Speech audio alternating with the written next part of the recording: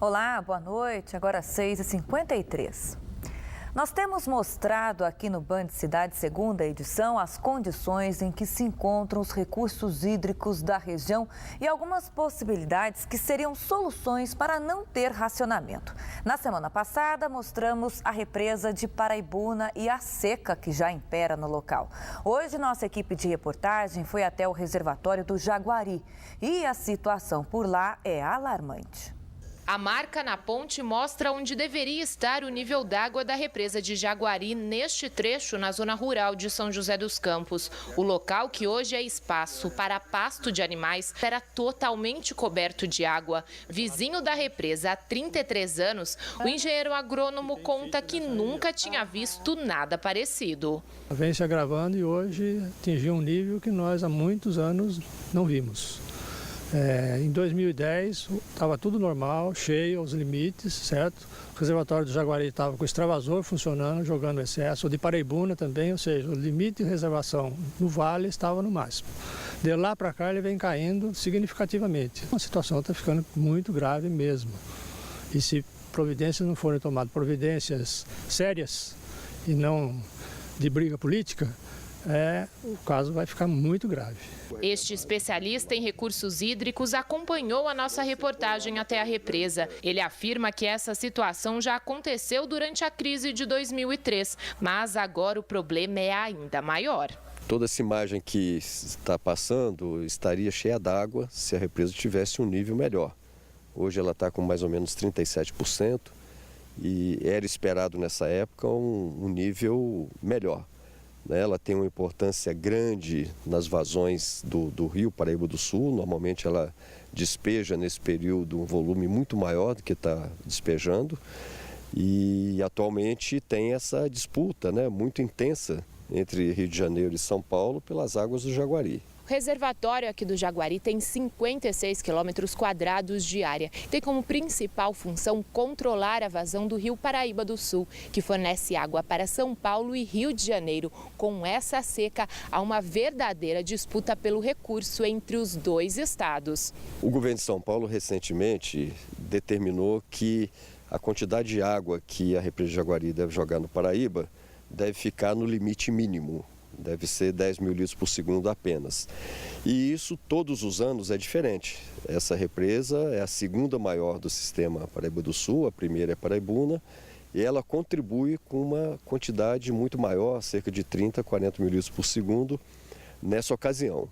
Então isso vai está gerando já um problema entre os estados e a área federal, e tem que ser resolvido no campo da diplomacia, porque a gente não vê com bons olhos acirrar um conflito entre os dois estados, mas historicamente essa represa tem uma função de jogar muito mais água no rio Paraíba nesse período. Mas a preocupação é que o risco iminente de racionamento existe, porém não vai adiantar muito se deixar para a última hora. Segundo o especialista, é preciso consciência imediata. Tem que priorizar nesse ano inteiro, agora 2014, 2015, o uso para abastecimento em detrimento do uso da energia elétrica. Então tem que usar menos água para energia elétrica e guardar um pouco de água para garantir o abastecimento em 2015. Eu estranho até nesse momento que as companhias de saneamento daqui de São Paulo e do Rio de Janeiro não tenham ainda iniciado uma campanha para o uso racional da água. Não significa racionamento, mas racionalizar o uso, diminuir a água que é captada dos rios pelas companhias, e eu não vejo isso acontecer. Eu acho que a crise é muito grave, é pior do que 2003 e não está sendo feito isso. Confira agora parte da entrevista do vice-diretor do Comitê das Bacias Hidrográficas, que esteve hoje no Band Cidade Primeira Edição e falou claramente da necessidade de economizar água no dia a dia e de risco iminente de um racionamento na região já a partir de 2015. E ainda o impasse entre a liberação de águas. O relatório do Operador Nacional do Sistema Elétrico aponta risco de seca na represa de Paraibuna se não houver liberação do reservatório de Jaguari. O uso racional da água sempre é bom ter, independentemente de crise ou não. O Rio Paraíba é um rio de porte, ele tem uma capacidade de fornecer água, mas a gente fala das bacias hidrográficas. Então, muitos municípios eles não estão captando água no Paraíba diretamente. E os afluentes do Paraíba estão cada vez mais secos, né? As minas estão secando, não está havendo chuva suficiente para recarregar os aquíferos e fazer com que as minas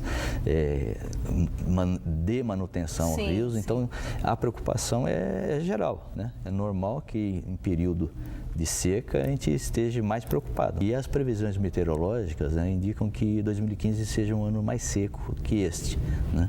Então, normalmente há uma recuperação no período chuvoso, né? O verão sempre tem chuvas mais intensas, né? E que garante que esses reservatórios se recomponham.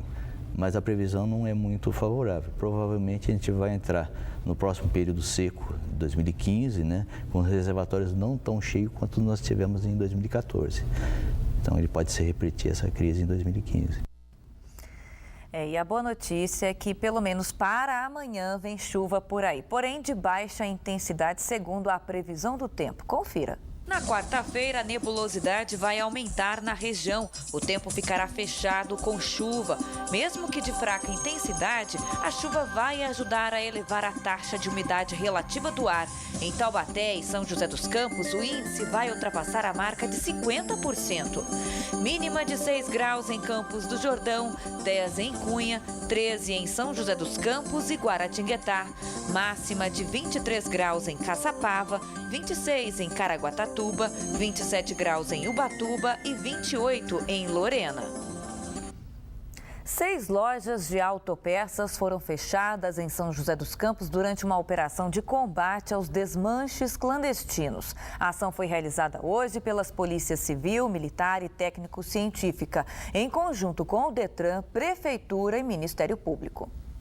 As 6 lojas de autopeças não atendiam às regras de funcionamento com base na Lei dos Desmanches, criada para combater o roubo e o furto de veículos e o comércio ilegal de peças.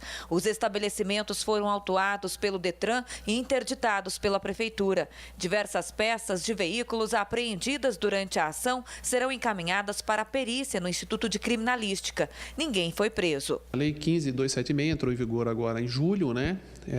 Os estabelecimentos comerciais do ramo de desmanches e comércio de peças usadas tiveram 6 meses para se adequar e pedir a regularização junto ao Detran. Em São José dos Campos, muitos, né? Nós já temos, acho que acredito, 2 dezenas aí de estabelecimentos que estão com pedidos de regularização junto ao Detran.